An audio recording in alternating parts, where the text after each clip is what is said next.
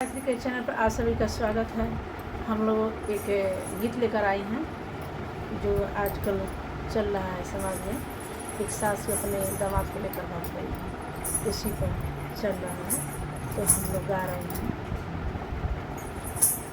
आप लोग पूरा वीडियो देखिएगा तो पूरा समझ आ जाएगा। जो गलती को से क्षमा करिएगा। देखा अब मीडिया वाले कर प्रचार हो, दामाद लेके भाग गईली ससुई चिनार हो, दामाद लेके भाग गईली ससुई चिनार हो, दामाद लेके भाग गईली। देखा अब मीडिया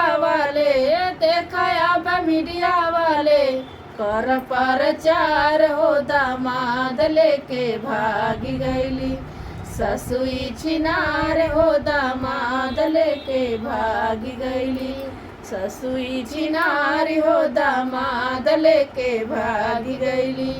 फोनवा पर 2 घंटा रोज बतियावे, फोनवा पर 2 घंटा रोज बतियावे। माया के जाल में दामाद के फंसावे, माया के जाल में दामाद के फंसावे। बेटी बेचारी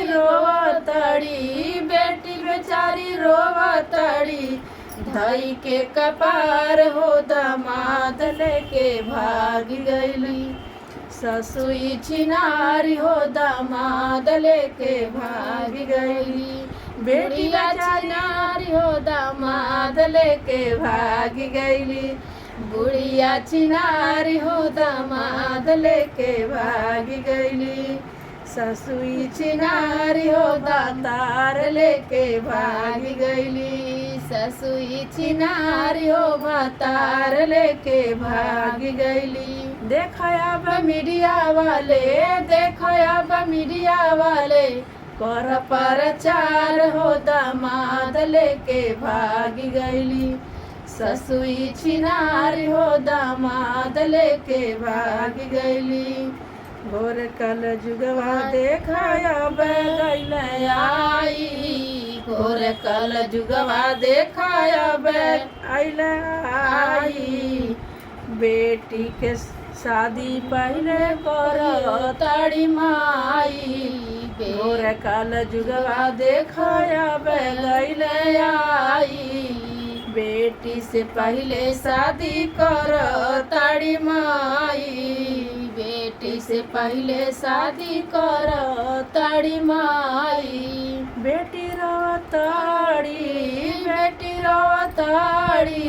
धई के कपार हो, दामाद संगे भाग गईली ससुई छिनारी हो, दामाद संगे भाग गईली ससुई छिनारी हो, दामाद संगे भाग गईली। गायत्री सुमन देई गाँव गुणगान हो, दामाद लेके भाग गईली ससुई छिनारी हो, दामाद लेके भाग गईली ससुई छिनारी हो, दामाद लेके भाग गईली। देखा अब मीडिया वाले कर प्रचार हो, दामाद लेके भाग गईली ससुई छिनारी हो, दामाद लेके भाग गईली ससुई छिनारी हो, दामाद लेके भाग गईली।